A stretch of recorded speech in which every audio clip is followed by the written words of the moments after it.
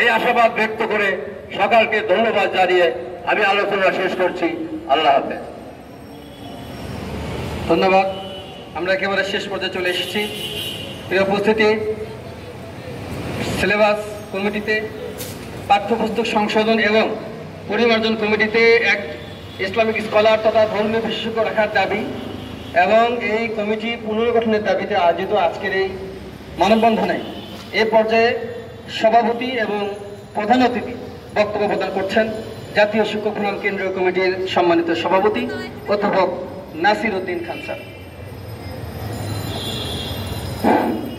আসসালামু আলাইকুম রহমতুল্লাহ বারকাতুহু। জাতীয় শিক্ষক ফোরাম কর্তৃক আয়োজিত আজকের এই মানববন্ধনে উপস্থিত আছেন শিক্ষক ফোরামের সিনিয়র সহসভাপতি মাওলানা এবিএম জাকারিয়া, উপস্থিত আছেন শিক্ষক ফোরামের সেক্রেটারি জেনারেল প্রভাষক আব্দুল সবুর স্যার, উপস্থিত আছেন শিক্ষক ফোরামের কেন্দ্রীয় নেতৃবৃন্দ, উপস্থিত আছেন আরও সাধারণ শিক্ষক ও আমার সামনে উপবিষ্ট প্রিয় সাংবাদিক বন্ধুগণ। আমরা অন্তর্বর্তী সরকার সফলতা লাভ করুক, তারা দেশকে সাফল্যের সাথে পরিচালিত করুক, এটাই আমরা চাই। এই সরকারকে আমরা কোনোভাবেই ব্যর্থ হতে দিতে চাই না।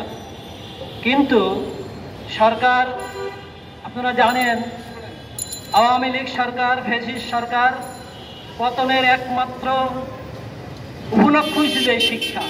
শিক্ষার কারণ কি? শিক্ষাকে কেন্দ্র করে বৈষম্য বিরোধী ছাত্র আন্দোলনরা তাদের কোটা সংস্কারের মাধ্যমে দাবিতে এই ফ্যাসিস্ট সরকারকে বিদায় দিয়েছে। তার মূল উদ্দেশ্যই ছিল শিক্ষা। অতএব এই সরকার এই শিক্ষাকে আরো সুন্দর এবং শুভোপযোগী করবেন, এই আশাই আমরা করি। আমি ব্যাখ্যা দিতে চাই।